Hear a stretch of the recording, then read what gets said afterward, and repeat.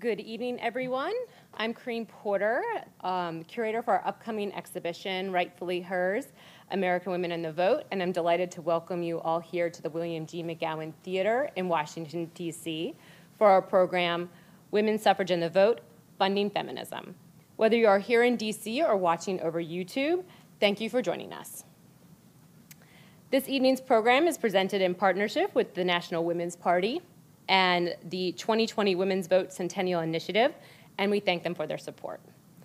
I'd also like to mention that following tonight's discussion, we will have book signings in the theater lobby with two of our panelists, Joan Johnson, author of Funding Feminism, Monied Women, Philanthropy, and the Women's Movement, 1870 to 1967, and Alelia Bundles, author of On Her Own Ground, The Life and Times of Madam C.J. Walker.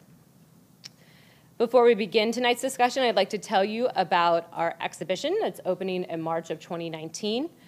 Rightfully Hers, American Women and the Vote commemorates the 100th anniversary of the 19th Amendment by looking beyond suffrage parades and protests to the often overlooked story behind this landmark moment in American history.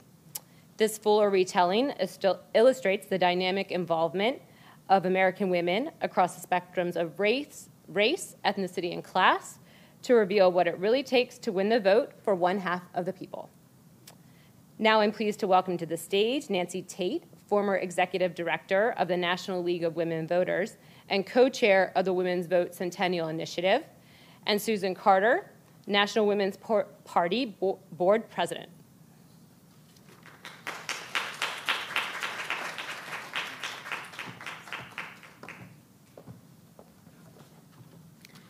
Thank you, Corinne, and thank you to the National Archives who are having us here this evening.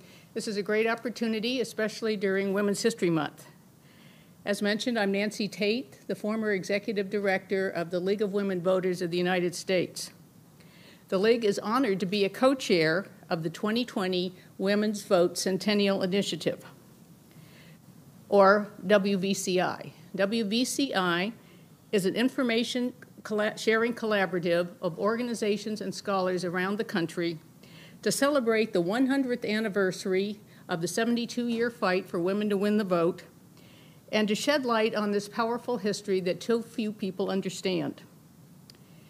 The League itself was founded by Carrie Chapman Catt, who was the head of the largest women's suffrage organization, the National American Woman Suffrage Association, and thus is one of only two successor organizations to that suffrage fight. So for us, 2020 is also the 100th anniversary of the League. And for almost 100 years now, we've continued the fight for full equality for all, both through education and advocacy, working from the national level and with our nearly 800 state and local leagues. But let me tell you a little bit more about the Women's Vote Centennial Initiative. We worked to establish and to build upon networks in all the states with interested organizations and individuals to promote celebrations around the country about the suffrage centennial. In the DC area, we sponsor programs such as this and coordinate and collaborate with some of the national museums here, such as the National Archives, on the exhibits that they will be putting on in these next 2 years. So tonight's program is part of a series called the Women in Vote Symposium Series. This is the second of a series where we hope to have 1 to 2 a year, starting last year in 2017, continuing through 2020. In each, the focus will be on different aspects of the suffrage movement, particularly those topics that are not typically covered, and doing that in a way that highlights the connection of aspects of that fight to issues of relevance today. The purpose of these programs is to be educational about a factor, a time period, and an effort in U.S. history that is too little understood, and to create a drumbeat of awareness and appreciation for as we move towards the 100th anniversary of the 19th Amendment itself in 2020. The 72-year fight for women's suffrage is a powerful historical story, and that can be used to enhance our understanding of our own time and how to navigate it. You can learn more about WVCI and the suffrage activities around the country that we carry by following us on Facebook on 2020 Women's Vote Centennial Initiative and on both Twitter and Instagram at 2020 Centennial. So I've been pleased to co-chair the Women's Vote Centennial Initiative with the National Women's Party. The National Women's Party is the only other successor organization to the suffrage movement, which is why our two organizations decided to work together on commemorating the centennial of the 19th Amendment. So I'm happy now to turn to Susan Carter, the board president of the National Women's Party. You okay, Lily? You want to step up? Thank you, Nancy. And I also want to thank Corinne and the National Archives for inviting us to have this conversation here this evening and hosting us, and for the important work that they do to promote women's history. Thank you. In 1913, a well-educated Quaker named Alice Paul founded what would a few years later become the National Women's Party. She had a particular goal in mind. She wanted a federal amendment to the Constitution that enfranchised women, and she was growing impatient with having waited for 60 years to win this vote. So Alice Paul and her National Women's Party colleague pursued truly groundbreaking strategies and tactics that we've since seen used in other parts of the civil rights movement. They picketed the White House. They made suffrage an election issue for men running for office. They created a brand around suffrage so it was recognizable to everyone. They lobbied Congress and state legislatures. They cultivated media attention brilliantly, I would say. And they barnstormed across the country, speaking on street corners and, of course, raising money for their cause. These committed women were also willing to sacrifice in truly amazing ways. Many of them were beaten, arrested, brutally force-fed in prison when they went on hunger strikes, but they ultimately helped win the vote. It's an amazing story and one that you see come to life when you come to the Belmont-Paul Women's Equality National Monument. The National Women's Party moved into the house that is that monument now in 1929. That move was made possible by a wealthy New York socialite named Alva Belmont, who also happened to be a card-carrying NWP member.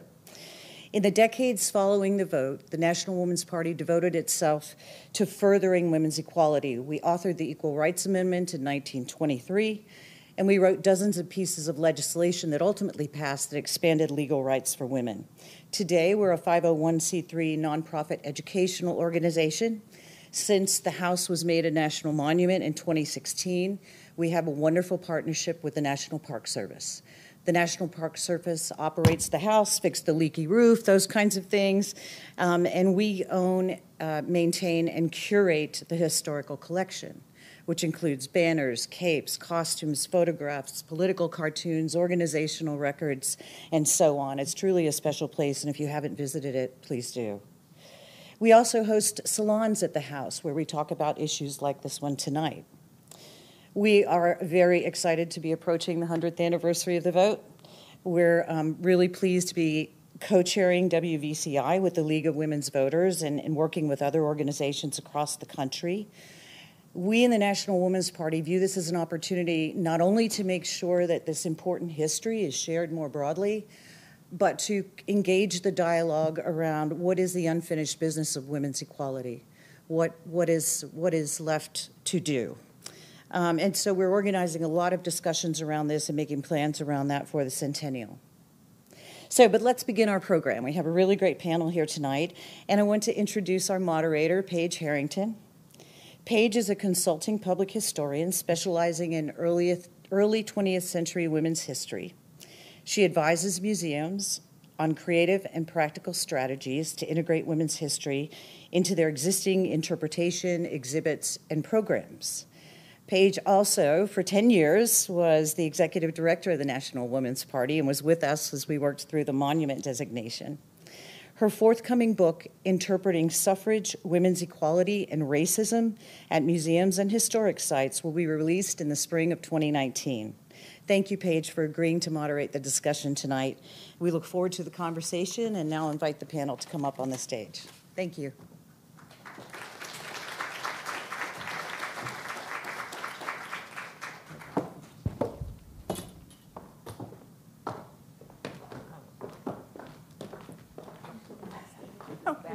We will. there you have it. Definitely. Women don't follow directions, and that's why they get their rights. No, not at all. Not at all. Thank you all for being here. This is going to be a terrific conversation, and I want to start by introducing our wonderful panelists. Joan Johnson is a historian and author of many articles and books on women and philanthropy, race, reform, and education. Her new book, Funding Feminism, Monied Women, Philanthropy, and the Women's Movement, 1870 to 1967. Joan taught women's history at Northeastern Illinois University for 12 years. She was also the co-founder and co-director of the Newberry Seminar on Women and Gender at the Newberry Library in Chicago. And she now works as the director for faculty in the Office of the Provost at Northwestern University. Welcome, Joan. Author and journalist A'Lelia Bundles is at work on her 5th book, The Joy Goddess of Harlem, A'Lelia Walker and the Harlem Renaissance, a biography of her great-grandmother, whose parties, friendships, international travels, and arts patronage helped define the era. On her own ground, The Life and Times of Madam C.J. Walker, her biography of her great-great-grandmother, was named a New York Times notable book. A'Lelia was a network television news executive and producer for 30 years at NBC News, and then at ABC News, where she was the Washington, D.C. Deputy Bureau Chief. Welcome, A'Lelia. Sarah Briner joined the Center for Responsive Politics in 2011. She oversees the data analysis and research collaborations. Previously, she was CRP's lobbying and revolving door researcher. Prior to joining Open Secrets, Sarah was a doctoral student at The Ohio State University, where she also taught undergraduate politics science courses. Her dissertation, Politicians Behaving Badly, The Determinants and Outcomes of Political Scandal in Post-Watergate America, incorporates both original data and political experiments. She received her PhD from Ohio State in 2014 and her BA in Political Science and Biology in 2006. So welcome, Sarah. So tonight we're here to talk about feminism and suffrage and how the influx of money, both from women donors and from male donors, helped move the campaign along. You'll remember that this was a 72-year campaign, so it was going to take a lot of donors. So tonight we'll talk about, and each of the panelists will give a short introduction about what they're going to talk about. But I want to also, just as a quick preface, say that while there were many organizations and individuals that funded the right to vote or the campaign for suffrage over that 72 years, there were also plenty of organizations and also individuals who were anti-suffragist. And so they funded, of course, the opposite political. So it's interesting when you look back, a lot of the anti-suffrage comes from individuals who thought that politics was way too rough and tumble for women, that women were much too ethical and moral, they should stay above the fray, meaning not get into the street fights over politics and such. But most people thought it's equal rights. If they're going to be half the country, they should at least have the vote. There were a lot of organizations that funded the anti-suffrage campaigns, primarily from the liquor industry and also from the manufacturing industry. They thought for certain that if women had the right to vote, that they would vote for more labor laws, that they would vote for perhaps prohibition, for temperance, and that would obviously hit their bottom line. So there were, just as there is today, there were political and organizational and also individuals who voted for and against and showed that with their money. So why don't we start with just a quick overview from each of the panelists. Joan, why don't you go first? Sure. Well, thank you so much, and thank you to Nancy and Susan for putting this together. It's really great to have the opportunity to talk about women and money and politics. Yeah. So my book, Funding Feminism, Monied Women, Philanthropy, and the Women's Movement, covers from 1870 to 1967, and it's about wealthy women who donated large amounts of money to the women's movement, in particular for the right to vote, in support of the birth control movement, to expand access to higher education for women, and also to support women in the labor movement. And in the course of writing the book, I really made two main arguments. And the first is very simple, but I think really very important, and that is that women need to make change for women. And male allies are wonderful, and we need them as well. But really, it is the power of women organizing for themselves. And in this case, women really were outnumbered as well as outgave men to the suffrage movement, especially the National Women's Party. Their largest donors were women.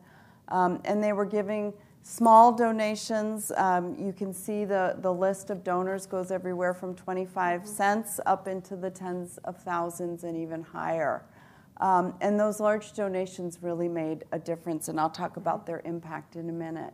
The other argument that I make in the book is that their munificence also caused a lot of problems. Caused a lot of problems within the suffrage movement itself, as other suffragists resented the power that some of these suffragists, wealthy women, had to force where headquarters was going to go or make other decisions like that. And in addition, these wealthy women came to the movement because certainly they had class and race privilege. The women in the book are white. But they felt like they had been victims of sexual discrimination. Either they had a brother who was allowed to go to college and they couldn't, or they had a brother who could go into the family business and they couldn't, or they had a husband who abused them in one form or another.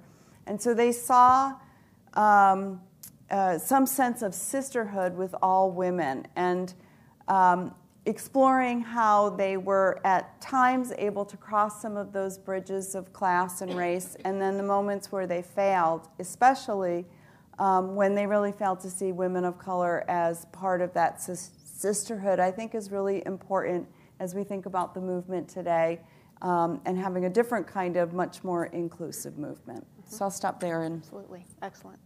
Lelia. That was a perfect intro for me. Perfect. So I'm going to talk, I'm centering my comments sort of based on Madam C.J. Walker, my great-great-grandmother, who was a pioneer of the modern hair care industry. And so you don't necessarily think of beauty shops and hair care as a place that has anything to do with funding or politics. But in fact, it was always very much a part of what she was doing. So Madam C.J. Walker, who was born Sarah Breedlove 2 years after the end of the Civil War, first child in her family born free, was born in an area where there had been a lot of political activity for African Americans during Reconstruction. That was all taken away during Jim Crow. But as Madam Walker moved from washerwoman to entrepreneur, she was influenced by the National Association of Colored Women. That organization was founded in 1896 after a group of African American women really were excluded from some of the suffrage groups, and they created their own group. And there's a much longer story to that, but that's a little bit of in a nutshell. She modeled some of her organization of her sales agents after the National Association of Colored Women. So in 1917, 2 years before Mary Kay was born, Madam Walker had her first convention of her sales agents. 200 African American women came from all over the United States. These were women who had been sharecroppers and maids and laundresses and cooks who didn't have other opportunities open to them. But at the convention, Madam Walker gave prizes, just like Mary Kay later would do, to the women who sold the most products. But she also gave prizes to the women who had contributed the most to charity in their communities, in their state and local clubs. In her keynote speech, the theme was women's duty to women. And she said to the women, I want others to look at us and realize that as Walker agents, we care not just about ourselves, but about others. And at the end of the convention, the women sent a telegram to President Woodrow Wilson urging him to support legislation that would make lynching a federal crime. So there was always a political component, and it was creating economic independence for African American women. So 90% of African Americans were living in the South with very little economic opportunity. Women would write to Madam Walker and say, you have made it possible for a colored woman, because that's what we called ourselves at the time, to make more money in a day selling your products than she could in a month working in somebody's home. Now, I will also talk about the very important work that Professor Tiffany Gill, who's at the University of Delaware, has done in her book, Beauty Shop Politics.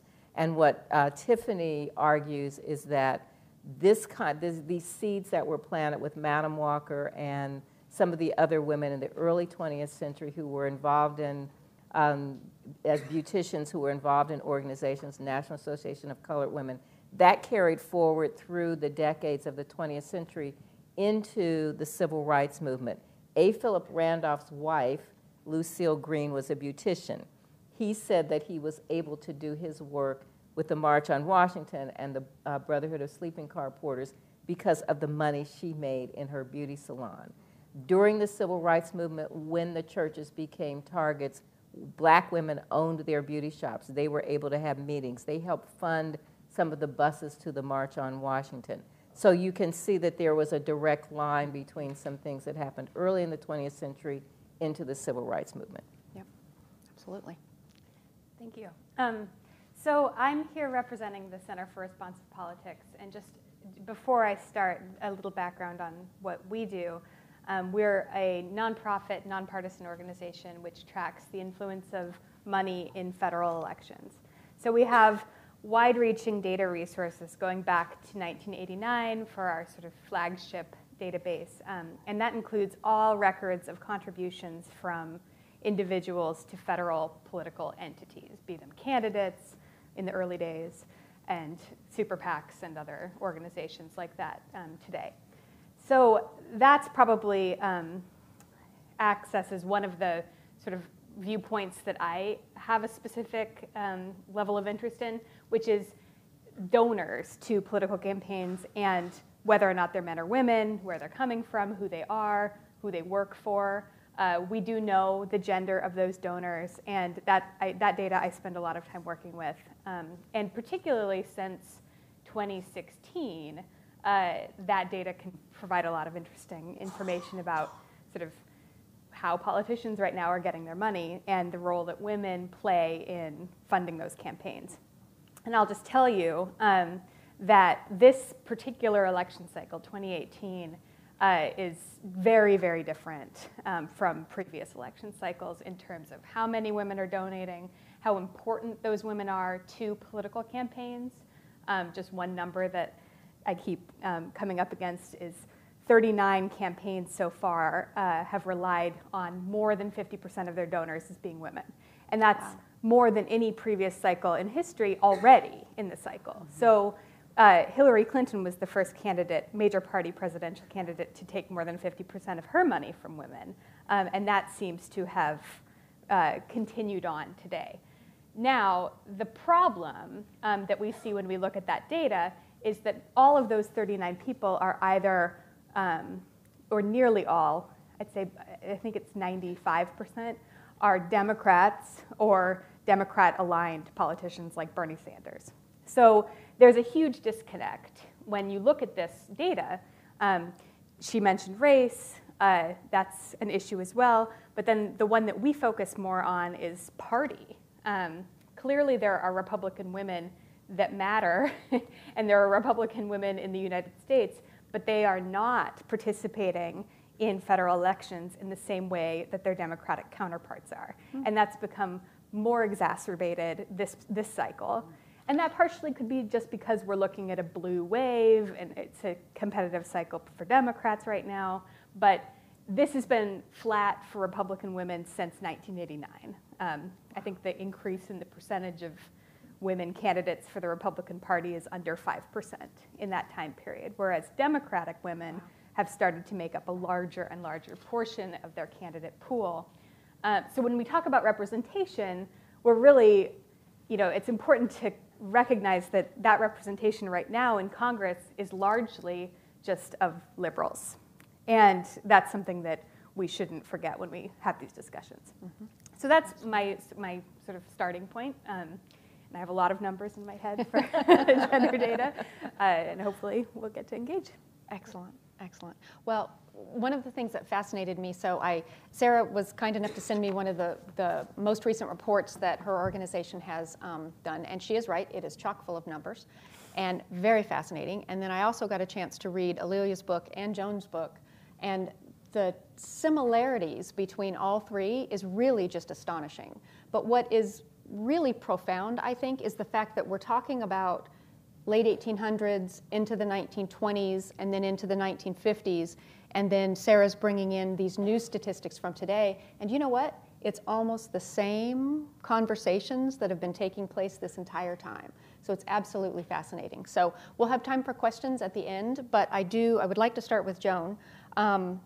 One of the big issues that I think cuts across all of the panelists that are here today, one of the big issues is the societal discomfort with women and power and money. So women who have money and how they exert that money for power. Society tends to be uncomfortable about that. So do you want to start with that, and we'll see if everyone else can add a little bit to it? Sure. Well, I think one of the things that happened with our history of the women's suffrage movement is that a lot of the wealthy women and their role were not the focus of that history for a lot of different reasons. And for myself, having written about women, white women, women of color, I was accustomed to writing about women as being somewhat on the margins. And to think about these wealthy women was quite interesting for me personally. But what I came to really see was that they were able to use their money as a voice, to give them voice at a time when women had very little political voice. And they also, many of them really realized that in order to be able to have a voice out in public, and they really needed to do this education campaign, in other words, a publicity campaign, and that cost a lot of money. And so I think that discomfort with women and wealth in some ways put what they did off to the side, but it was quite impactful. Mm-hmm. And it was discomfort at multiple levels. It was. Mm-hmm. The women themselves were uncomfortable. There's a very interesting portion of the book where you talk about Alva Belmont being one of the big benefactors, but she was very reticent to actually march in one of the parades because that was very unladylike. Mm-hmm. Although she was very comfortable using her money to get her way, which is kind of interesting. So Alva Belmont, the headquarters for NASA, which was the National Women's Suffrage Association, the headquarters was the desk of the treasurer who lived in Warren, Ohio. I've never been to Warren, Ohio. I'm sure Warren, Ohio is lovely, but Alva Vanderbilt Belmont came in and said, well, I'll give you $7,000, but you have to move headquarters to New York. And she understood, as I said, publicity and how important that was, but eventually that treasurer is going to resign in resentment, and a lot of the other women also really resented it. And I think what's really important about that is the time period. This is the same time period when J.P. Morgan and his fellow bankers were also under investigation. And so if you're looking at the newspaper at the time, there's all these headlines about money power and money rule, and J.P. Morgan is controlling banking and controlling billions of dollars. And when you read the letters of the suffragists, they're saying, Mrs. McCormick, it's money power and money rule, and Mrs. Belmont, and they're only getting the positions that they're getting within these organizations because of their money, and they're only able to force us to make these decisions about where headquarters are going to be or who's going to be holding office or whether or not we're going to do certain things because of their money power. So that was a big issue. Yeah, it's fascinating. And again, that's one part of the book that I read and thought that we could be talking about today or yesterday or tomorrow, because some of those sentiments are certainly what we're seeing. Alelia, can you talk a little bit about the very early years for Madam Walker? So when she was starting her organization. That takes entrepreneur to a whole new level in my eyes, because you're starting with something, you're starting with absolutely nothing, and you also have nothing to base it on. There is no template. No one else had done this. So can you share just a little bit of that? Sure. I mean, she literally was the first child in her family born free on a plantation in Louisiana, and so there was no education. It was really just grit. And when she moved from Louisiana to St. Louis, really the template became the women of the church, the more middle-class women, the educated women, the women who were the club women, and the National Association of Colored Women met in her church in 1904. So she is looking at them and beginning to model herself, beginning to aspire to something else.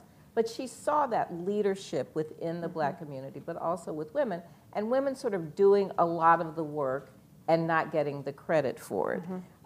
She had to go up against men like Booker T. Washington at his National Negro Business League convention. He had founded that organization in 1900. And even though his wife was a very influential woman and at one time the president of the National Association of Colored Women, there were not women in leadership roles in the National Negro Business League. And she challenged him publicly at a convention because he wasn't giving her an opportunity to speak. But she believed that she was really developing a business that was empowering women. And she talked about women becoming economically independent. Some men resented that. They didn't think women should have their own money, that they shouldn't work outside the home. But she knew that there had been people like her. She had been widowed. She was raising a child. There were women who had to work. They could only get jobs as washerwomen. And she wanted them to have economic independence. And you see that sort of going forward again into the civil rights movement when you're talking about people resenting women. The women who were in the leadership roles of these national beauty culture organizations really were calling the men out who were not being as activist, and they were saying, we really need people in our community, and they were throwing a bit of shade on some of the black ministers who weren't being as militant and who weren't being as progressive as they were. Unbelievable. Sarah, you talked a little bit about it in your introduction, but can you give us a little bit more information about the number of women who, the number that I remember from the report is that women make up 31% of all donations, no matter whether they're male or female candidates? Right. So that's true for this cycle. Okay. So about a third of all federal contributions come from women. But that number, again, varies depending on the recipient. So women Democrats get more than 31% of their money from women, whereas male Republicans get around 20% of their money from women. So it's not a huge difference in terms of percentage points. But really, when we look across time, you see that the line for the amount of money coming from women to Democrats has continued to rise, sort of slowly across cycles, with kind of a pretty major uptick this cycle. Whereas the line for Republicans has remained fairly flat. And there are variations. There tends to be more support from women donors during cycles like 2018 and 2010, where you have a lot of challengers and a lot of new blood in the political system. And that engages more donations from women. I think that there's so much of this is tied into the fact that the structure right now of our Congress has such an incumbency preference, and incumbents tend to be male, and they tend to be white males. And so when you have challengers, in order to make progress in terms of the number of women in Congress, you need to have elections where you have competitive seats, you have a lot of competition, you have a lot of retirements, and that's true for 2010, where we see a slightly larger increase in the number of women Republicans both running and donating. And then it's definitely true in 2018, where we see a pretty major increase in the amount of women running and donating. And this cycle is the first cycle I've ever seen where we've seen nearly every member of Congress has a challenger at this point. And you might laugh and say, well, isn't that always the case? No, it is not always the case. You'd be astonished at how frequently members of Congress run without any competition at all, not even a warm body. And this cycle, I think the number decreases every time I look, but we're down to about 25 Republicans who have no challenger right now. And so that's going to create opportunities for female candidates to get to sort of go into office, and opportunities, and those opportunities will also drive and be fed by engagement by women donors. Right, right.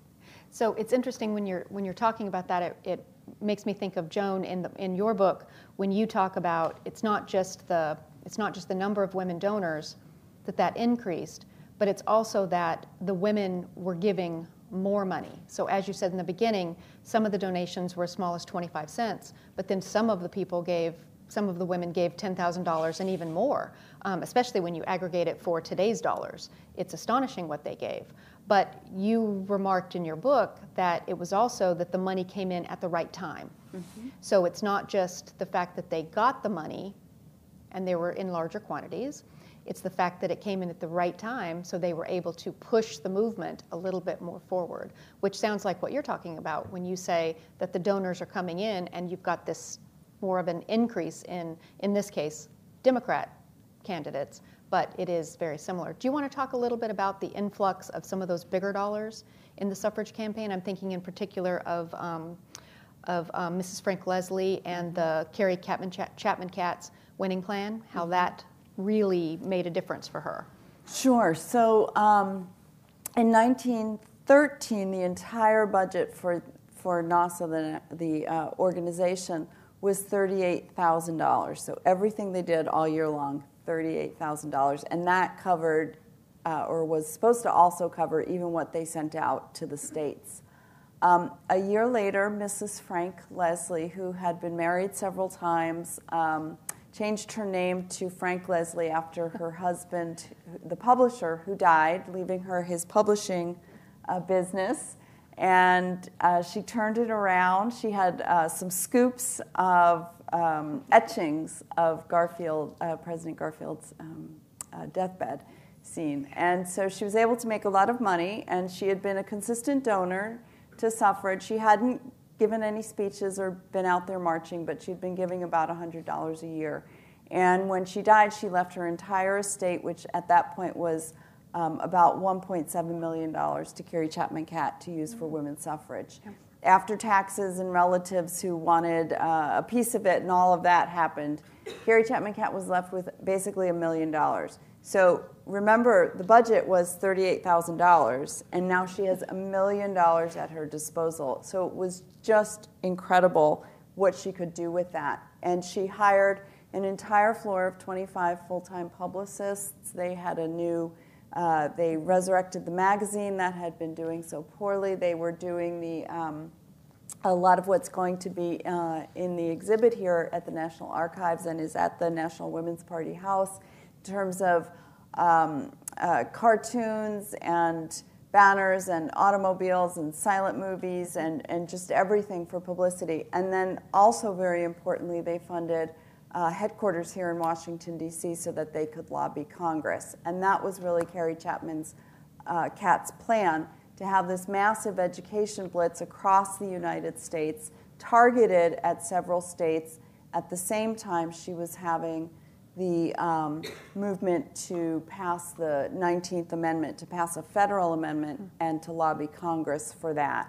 And she could do all that at once because she had this $1 million donation. Yeah. Well, anybody who works for a nonprofit organization and is grateful for every 25 cents that comes in is always wishing They're all for $1 million. Most definitely. So the lobbying and the political involvement and the education campaign, that's very similar to what Madam Walker was doing, but she was sort of doing it a little bit more person to person. Right. So the education component, when she was teaching her associates not only how to work in the industry, but she was also teaching them how to be politically engaged and how to be civic-minded. Absolutely. Tell us a little bit about that. So, you think she dies in 1919, so before women had the right to vote. Right. But she was really empowering women to be politically involved at all of these conventions. The women talked about not just, how to manage their money and how to do the latest styles, but how to engage in politics. And they would do it as a group, even though they didn't have the right to vote. So sending this telegram to President Woodrow Wilson because of the recent riot in East St. Louis, organizing in mass demonstrations. The women had demonstrated at the White House. In 1917, African Americans marched up Fifth Avenue in what was called the Silent Protest Parade to protest these riots in East St. Louis. And they had banners, and they said the man has been lynched today. So Madam Walker was on the executive committee, one of the only women on the executive committee of the NAACP who had organized that march. The next year in 1918, at her convention, she spoke out about the treatment of African American soldiers who were in France during World War I and the poor treatment they were getting. In fact, she and Ida B. Wells Barnett were among the people who were spied upon by an African American spy working for the War Department, and they were listed in documents that are in the National Archives as Negro subversives. So they were out, which made me, love her even more. But it was, it was using your platform, using your wealth to speak out, to make a difference. This made her attorney very nervous because he said, you're going to be circumscribed. Some of the other people who are around you don't have really anything to lose, but when you speak out in this way, there will be some kind of reaction. And in fact, she applied for a passport to go to Paris to observe the peace talks after World War I, and that passport was denied because of her political activism. Interesting. Do you have a total of how much of her wealth she gave away? So when she died, her will bequeathed $100,000 to various organizations. So it ranged from YMCAs to orphanages to African American schools to the NAACP's anti-lynching movement. So right before she died, the NAACP was having a rally at Carnegie Hall to raise money to fight the fight against lynching, and she pledged $5,000, which was the largest individual contribution that the NAACP had ever received. And when you mentioned the $38,000 in in 1913, they were operating probably on even less than that. Yeah, definitely. And she also gave to pay off the mortgage on the Frederick Douglass home. That's true. So those of you who have been to the Frederick Douglass home in Anacostia, she gave the largest donation, and was really a preservationist ahead of her time. I don't know that she would have considered herself that, but it meant that that home was preserved, and that was an initiative of the National Association of Colored Women, who were always sort of at the forefront of these kinds of things. Yeah. Right. Thanks for mentioning that. that. And I think also really important because you had this is similar timing to when the Daughters of the Confederacy are putting up Confederate monuments. Right. So the symbolism of that home, I think, I hadn't really made that important. connection, but that really is key that it was around the same time. That is interesting. That is interesting.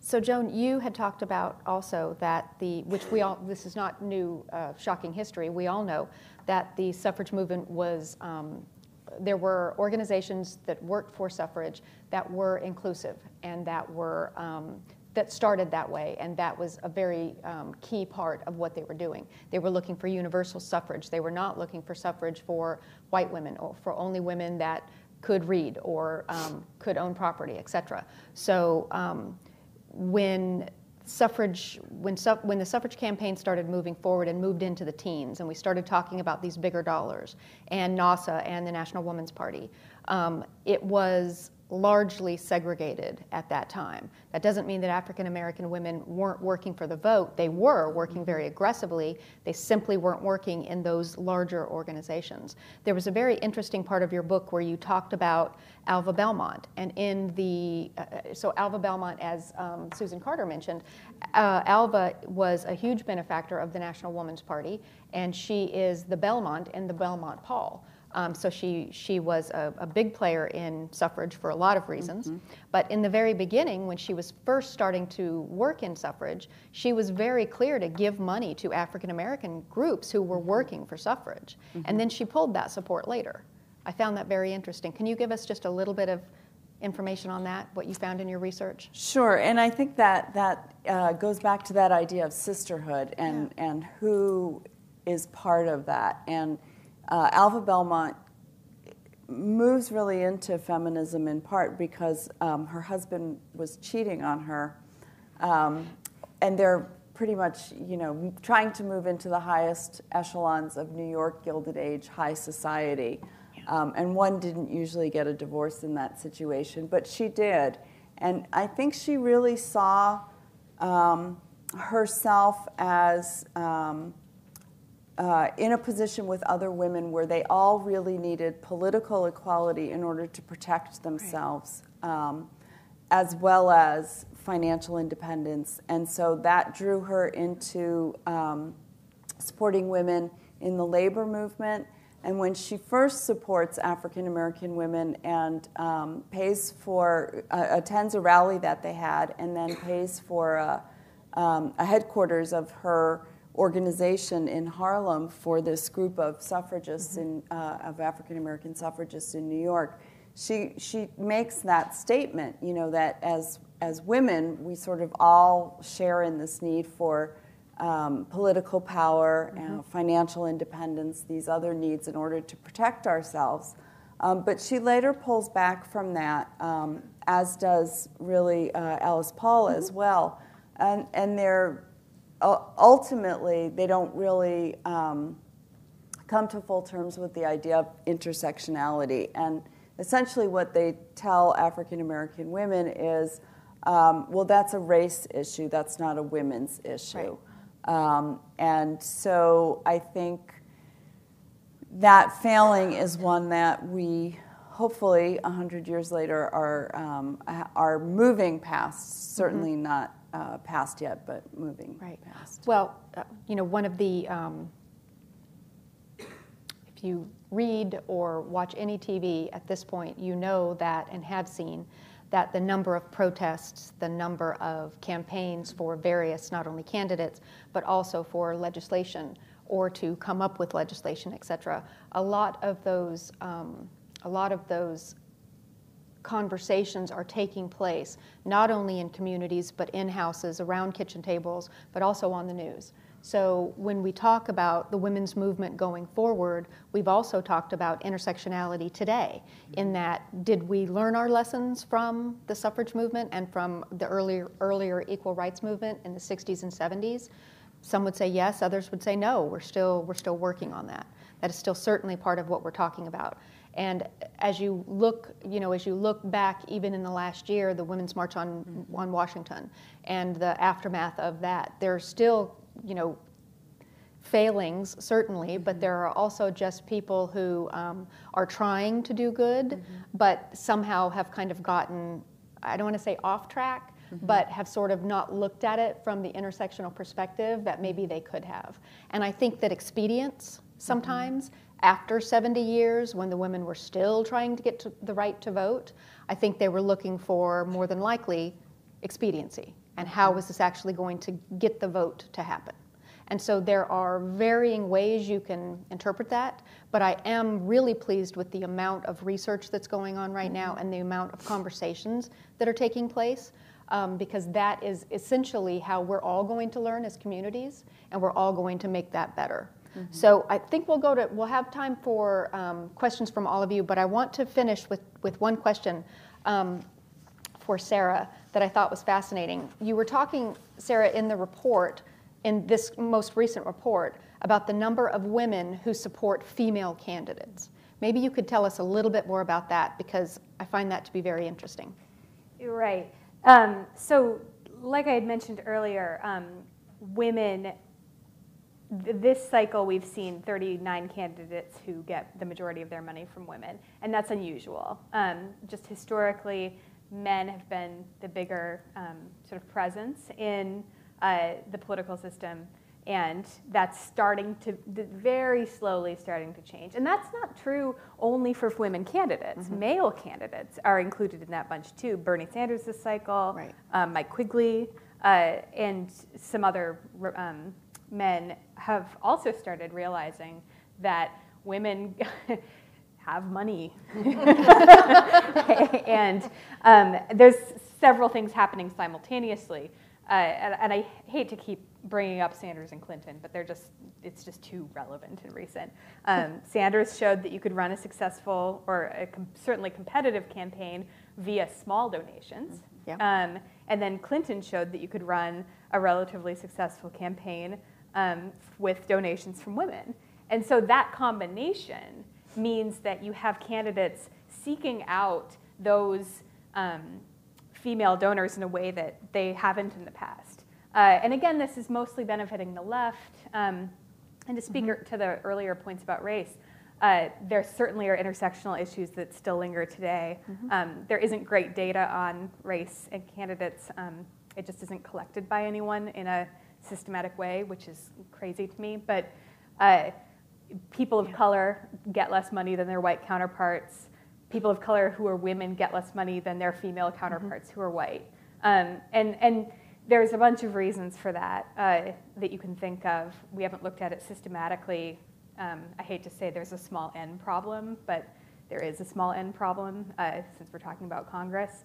And so those issues certainly linger, but I think that these two most recent cycles have shown candidates that there are multiple paths to success, and that even though we're in a post-Citizens United era where a single rich donor, usually a man, can drop $25 million in an election, just like that, they've also shown that there are ways that candidates can be competitive playing by completely different rules. And Sanders and Clinton both show those examples. Right.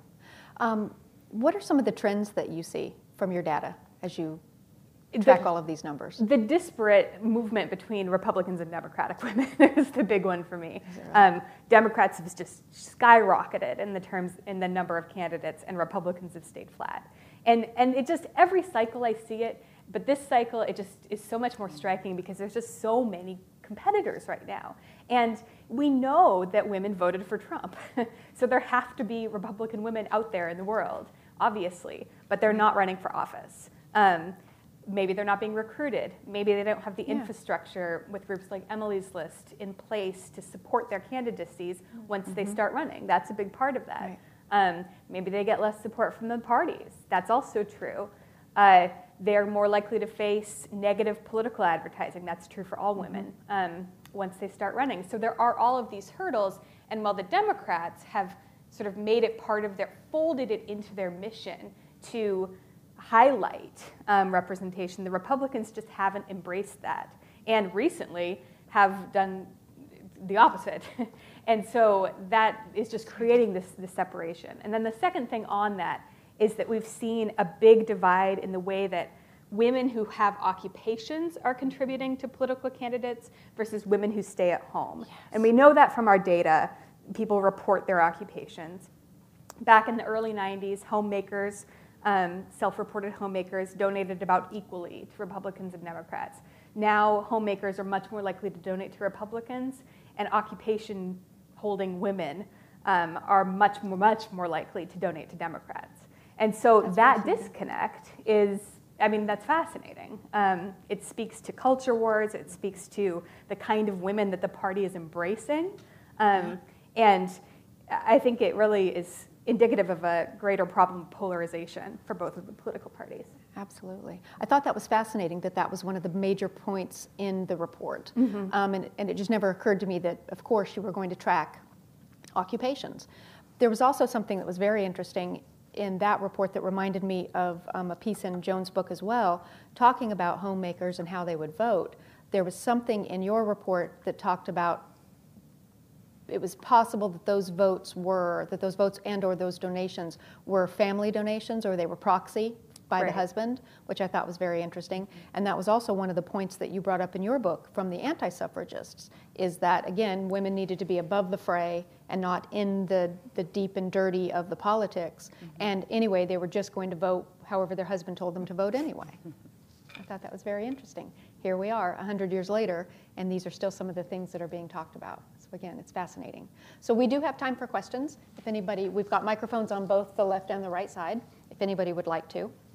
And I wanted to ask, in the meantime, if you all want to go start lining up, I wanted to ask Alelia a little bit more about your new book and the research that you're doing. So I'm doing research or almost finished writing. I'm not still doing research. My editor does not want to hear that. I am almost finished with a biography on Madam Walker's daughter, Alelia Walker, my namesake, who lived in Harlem during the 20s. She moved to Harlem in 1913 when African Americans were really starting to move uptown. She was one of the first people to actually buy property, first African Americans to buy property, and she opened her townhouse with the Walker Salon and Beauty School on the bottom floor. And then after her mother died in 1919, she inherited the mansion, the family mansion in Irvington, New York, which is now a National Historic Landmark. And then she was known for the great parties that she gave. She knew all of the artists and writers and musicians and actors, and it was a really great place for a wide variety of people to come and meet each other and enjoy themselves. So both people in Harlem and people from downtown and international crowds of people came. And she also traveled internationally. She went to Paris, Rome for the coronation of the Pope, Addis Ababa to meet the Empress in 1921 and 22. Isn't that amazing? It's absolutely amazing. I've been meaning to ask you this, where are your family archives? Where's the records? So, we're really fortunate that there was one of Madam Walker's secretaries, who was my neighbor when I was growing up, had sort of squirreled everything away. The company actually never went out of business, but the records, the bulk of the records are at the Indiana Historical Society, the most visited collection at the Indiana Historical Society. And then there is another portion of the Madam Walker family archives that are in my house. So while I finish this book. Got it, okay. Why don't we start here? Questions, go right ahead. Thank you to all the panelists for everything you've shared tonight. It's been fascinating. This question is for any of you, but maybe for Sarah. I'm curious if you see any trends in ages of women and generations.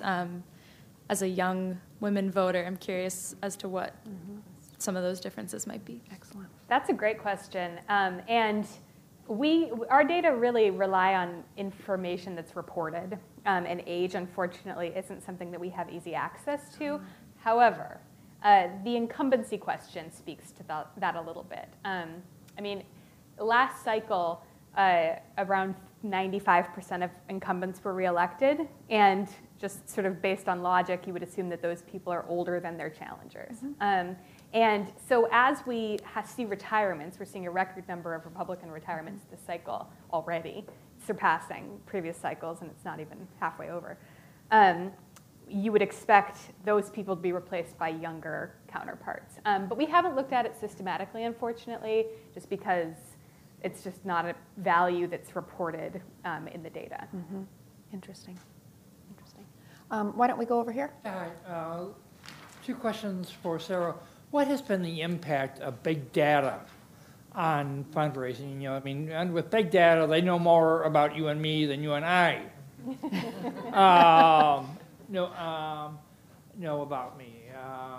That's the first question. The second question is, obviously everybody in this room has heard about the Koch brothers ad infinitum.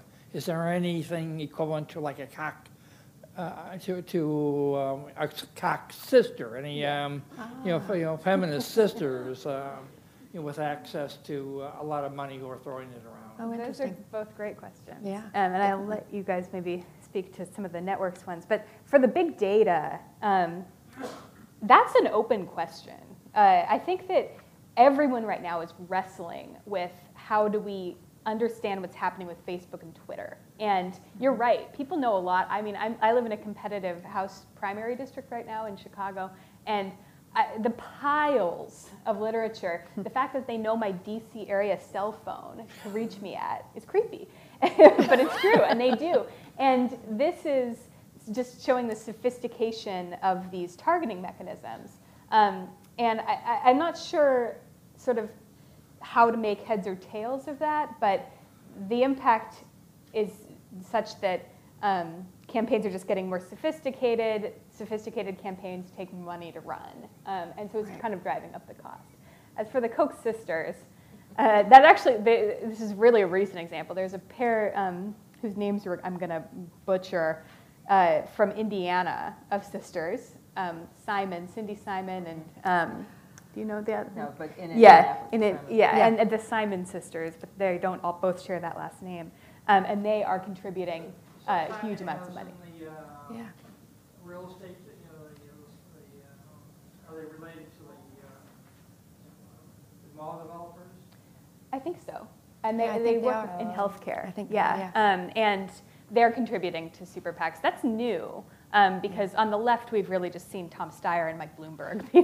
And Mike Bloomberg is sort of a questionable case about where we put him on the spectrum. But contributing to the super PACs in the same way that the Republicans have. And the Democrats have just generally been much slower to embrace these big money vessels than have the Republicans. They got on that quite quickly, whereas the Democrats have sort of, largely spurred by Barack Obama's sort of disdain for them, sort of hemmed and hawed, but now recently are starting to capitalize on those. And if you widen that question just to think about wealthy women today funding women's causes more generally, not necessarily just within politics, there's an organization called Women Moving Millions, which is led by Swanee Hunt and her sister. And they've gotten pledges from something like 300 women who are all giving $1 million or more to women's causes, and that's really growing. So that's kind of a growing movement also. Excellent. It's fascinating. Right here. Hi. Thank you so much. I was trying to think of a question that maybe all of you could answer. And one thing I'm dealing with now, and sort of how can my party help me, and how is my political party not helping me? When should I be working with my party for the change I want, and when is my party not really where I'm at and I have to do what I need to do, maybe through nonpartisan means or whatever? And so it makes asking these questions of myself, it makes me realize I don't really know enough about what women of color did and also what the suffragists did, and knowing, what party do I belong in, and when do I go out on my own, and when do I cling to the party, and sort of, when women were getting the vote, and was there one party that supported them more than others, and anyway, when to be with the party and when to not. Any insight you have, I'd be happy to hear it. Thank you. I mean, No, go ahead. we're so polarized right now. I don't, it seems like how could it ever be, less polarized, and would there be an opportunity where people would say, I'm voting for the issue, not the party? But certainly one example that I know of historically, which might not apply now, is one of the people who was who worked with the Walker Company, a woman named Dr. Marjorie Stewart Joyner, who was the principal of the Walker schools, worked for both Madam Walker and for Mary McLeod Bethune. As you probably know, many African Americans, most African Americans, when they had the right to vote in the early 20th century, late 19th century, voted for Republicans because that was the party of Lincoln, and the Democrats were the party that did not support a lot of the causes that were helpful to African Americans. Once Roosevelt was elected, and Eleanor Roosevelt and Mary McLeod Bethune developed a friendship, Marjorie Stewart Joyner began to work with Mary McLeod Bethune and the National Council of Negro Women to persuade African Americans to begin to vote more for Democrats. And that was part of the beginning of a shift among African Americans, but it was really about what the party was doing, what the policies of the party were at the time, and that created a great shift that then continued to now. Yeah. And also, really, there is kind of a very rich history there of how the two different women's women's suffrage organizations approached that. One, the National Women's Party under Alice Paul really felt that if the party in power was not voting for women's suffrage, that those women who, through states that had already passed suffrage, should punish the party in power and vote against them. And Carrie Chapman Catt and NASA thought that was really, well, they thought it was stupid. I mean, just to be blunt, they really thought that was a poor strategy. They were working so hard to cultivate and lobby politicians and legislators that they really thought taking that kind of aggressive approach and threatening, essentially, using their political power to threaten them into doing what they wanted. Carrie Chapman Catt and her organization didn't really approve of that. So I think your question is kind of right on. It's what we've been struggling with for a long time. Definitely, definitely. Well, that holding the political party in power responsible, that was what Alice Paul and others learned in England when they were working with the Pankhursts. That was one of the big things that she brought back, that and the militant tactics and strategies. And maybe the right answer is both, because it really took having both NASA and the NWP to each have their own approach that ultimately push it through. Definitely. Right here. Something for our own time. Who here can think about the kids in high school that are just about to turn 18 and who I hope, are registering to vote in droves? Do you think they really will? Do you think they really will go to the polls? Do you think they are a source of money? And is that going to last? Are they going to stick with it? Are they going to grow up and be us? I'll start with that because I'm not that far from some of those teenagers, and bizarrely, and I don't have any money. But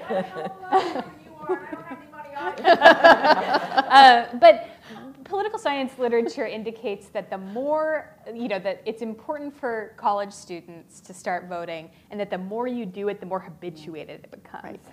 And so whether or not they get engaged in the process and that lasts depends on if there's a political infrastructure in place to capture their enthusiasm and to drag them to the polls again and again. And then they will become habituated voters. And then once they sort of have careers and wealth, they'll become donors as well.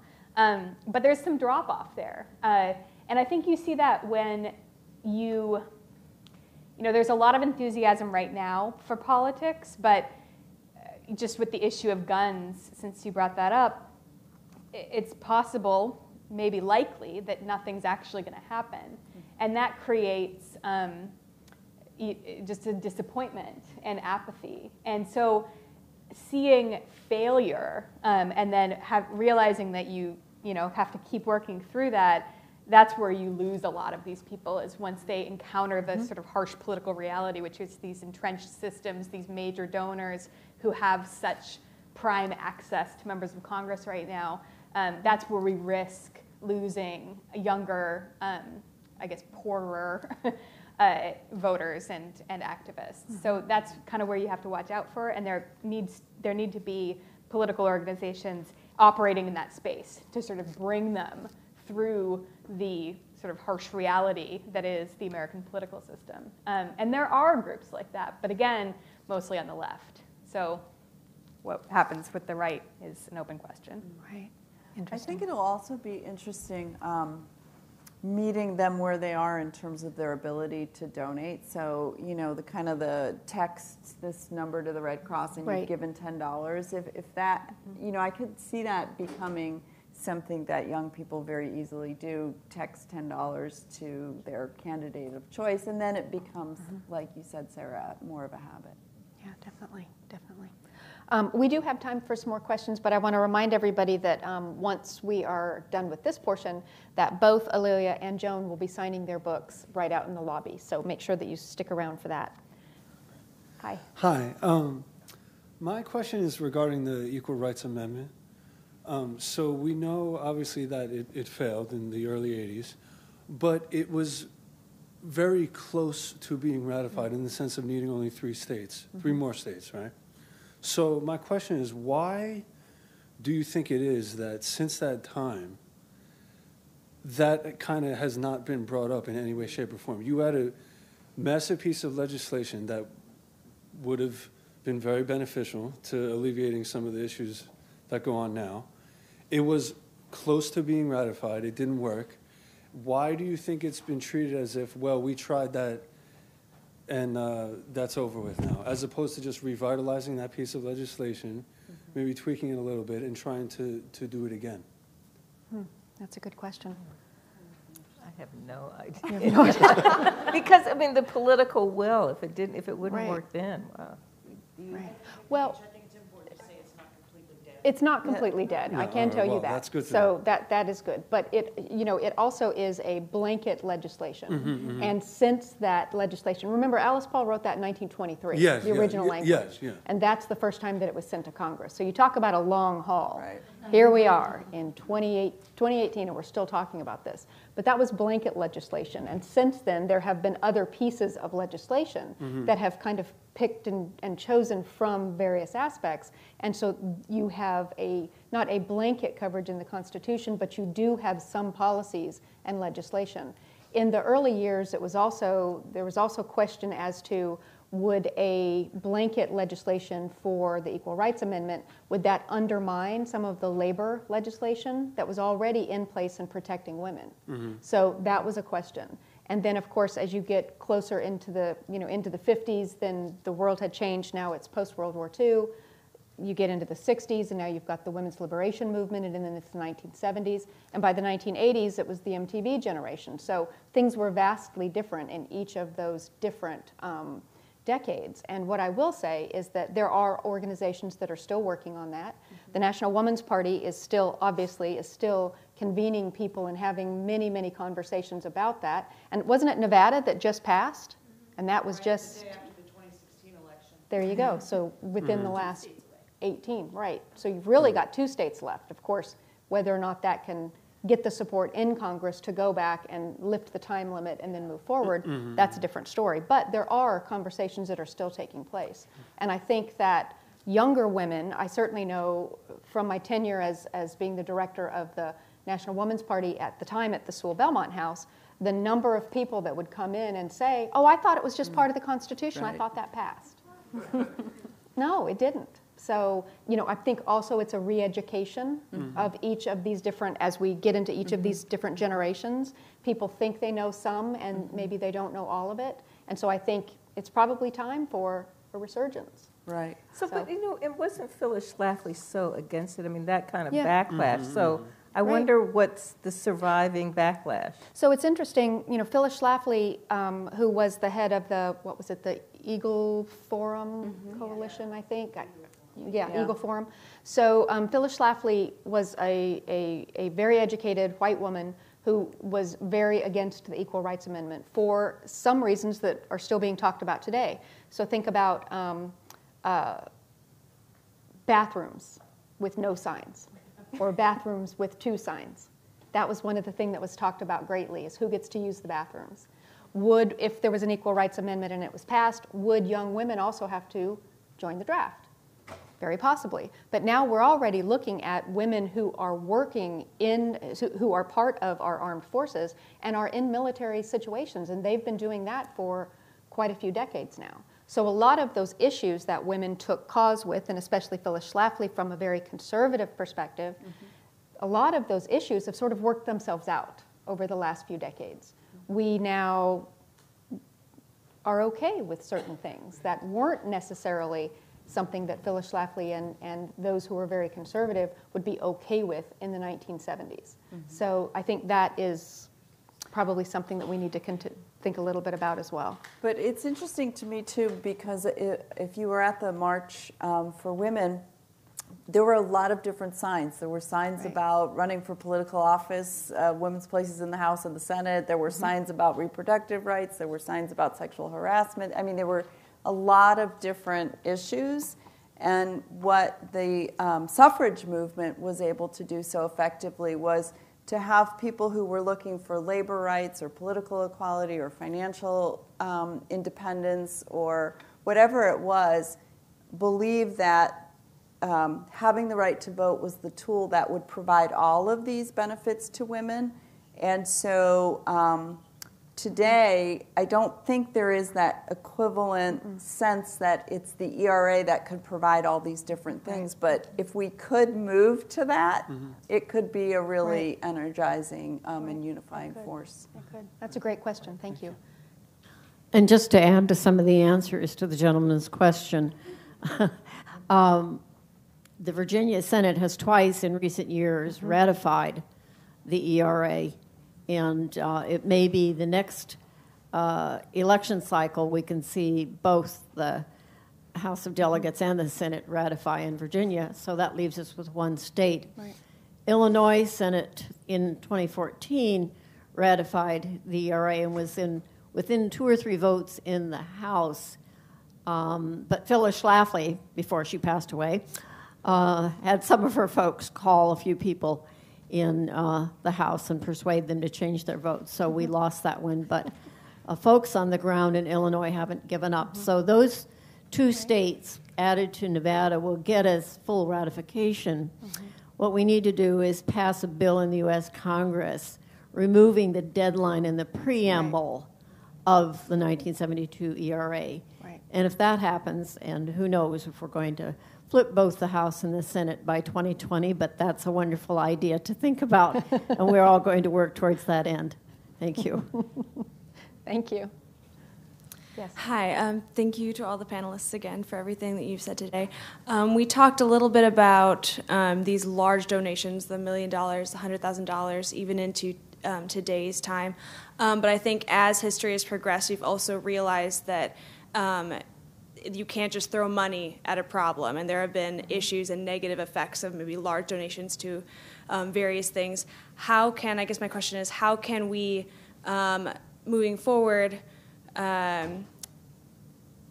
what are the best ways in which to donate, and maybe talk about in history those times where maybe large donations had a negative effect on the women's movement or the negative effect today, and how can we not make those mistakes now going into the future and donating more efficiently, more effectively, and for the causes in which we wish to affect. Oh, interesting. Who wants to tackle that? The historic question I'll let one of my co-panelists address, because I'm just not aware of sort of the corrosive pre-1989 way that money was influenced. There's just been so much to focus on in the last decade. Yeah.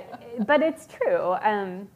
You know, part of my job, we're not an anti-money in politics organization. We're a pro-transparency group. Right. And that actually, I think, speaks to part of your question. There are political committees out there that are essentially just scams that take money. There was a veterans group, actually, that made some press recently that was taking money from veterans and just using it to sort of line the pockets of political consultants. And without good transparency of the political donation process, you don't know that that's happening. Right. So that's one thing. We need to make sure that we know who's making those donations. That's a huge problem right now because political nonprofits are allowed to be involved in the political process, and we know essentially nothing about them because of the way that they have to disclose. And so sort of changing that and making sure that we're understanding the actors in our political process is part of the answer. But I think the second sort of like, how do we know that what's the right way to donate? I mean, that depends on who you are, and that depends on the election. But I think that this cycle and last cycle, we saw that you can, for the first time, that you can run a successful political campaign off of smaller donations. And that means that you're going to get more phone calls from people from Move On and from other similar groups like that. And I think that those types of groups are going to start to come out and organize and be a bigger presence because they allow for a decrease in the cost to the donor. So by something like Emily's List, if I donate to Emily's List, I know that that donation is going to go to a candidate who is pro-choice and a woman. And that helps eliminate some of the research costs that affect donors, and I think makes it a little bit more likely that people will get involved and donate $25 or whatever to those kind of PACs. So I think we'll see more of that. But again, you need to know that if you're donating to a politician, and a lot of the Tea Party candidates got hit really hard for this, that the money's being spent correctly, spent on political campaigning and not just going into the personal wealth of the candidate who's running. And again, that's a transparency question. Mm-hmm. Interesting, interesting.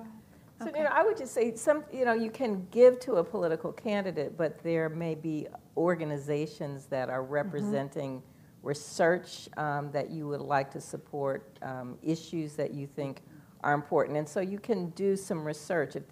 If voting rights is very important to you, then there are organizations that really focus on that.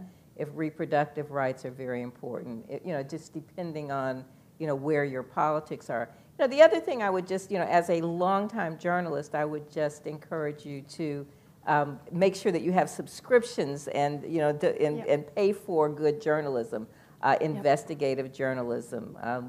Check out the Poynter Institute. There are places having a really strong journalism platforms helps all of us function in a democracy. Yeah, definitely. And then maybe just even a third way to kind of get at your question as well is there's a lot of women's funds and women's foundations around the country, and one of the things that I think that they really prioritize is having grantees help with the decision making, and I think that's really important as well. So when they're sort of understanding who's doing what, that the grantees are at the table also, and I think that that's helpful. That's important. Yes. Thank you all for your presence on the panel. And my question, I think, is probably in light of conversations and the lived reality of dreamers in this country, and the tenuous reality of being a dreamer in this country. And I'm curious, what are some of the lessons learned about citizenship that the movement has to offer, especially as it relates to intersectionality, but citizenship more broadly? Oh, that's I think one of the most frustrating things is that so many people really don't understand how the government works. And I just remember, and it's just we don't have civics. That's what we're not teaching civics to people anymore. But there's so much information that one can find. But I do remember a panel on this stage from maybe 2 or 3 years ago, before the last election, with a young political activist saying it doesn't matter whether I vote, they're all the same. Well, clearly it really does matter, even if you're not getting everything you want. It really does make a difference. And so just for people to understand that, and I know that you understand that, but it's just making sure, what can you do? Maybe that's one place to contribute to places that are making sure that there's more civics education, that children are learning civics in school. And then also, this is a part of this conversation that we haven't had yet, but voting rights is a major part of this discussion, and there are huge portions of the American population, and particularly in southern states, affecting largely black men who are just essentially banned from voting for the rest of their lives due to criminal offenses. And those sorts of things are policies that are in place that can be changed and have nothing to do with money. I mean, they do. Everything has to do with money. But they're not part of the conversation that we've been having so far. So making sure that it just goes back to the discussion of making sure that everyone is at the table and that we're considering that when we are at the table, there are probably people who aren't there with us, and we should go find them and get them and bring them to us because they've probably been having those conversations, but we haven't been listening. And so making sure that the voting rights discussion is part of this. I think that's something that the women's movement struggled with, over 200 years. And it's an important lesson for us to keep in mind now, because you're right. There's huge portions of the population that are either never going to be allowed to vote or currently aren't allowed to vote, and that has huge consequences. Right, and those incarceration rates are based on policies that Right. target particular people Right. who are not doing any more crime than anyone else, but who are being targeted. Exactly. Absolutely, yeah. And to close the historic loop on that also, you know, in 1920, when the 19th Amendment was passed, NASA disbanded and came back as the League of Women Voters. So they are still around today, and the League is doing amazing work all over the country. They knew that once women had the vote, that they needed to be encouraged to use the vote, and they needed to be educated to know what they wanted to vote for. Not one side or the other, but just get educated, be civic-minded and engaged, and vote. Vote regularly in every election. Anyway, so I'll make that plug for the League of Women Voters. Thank you all very much.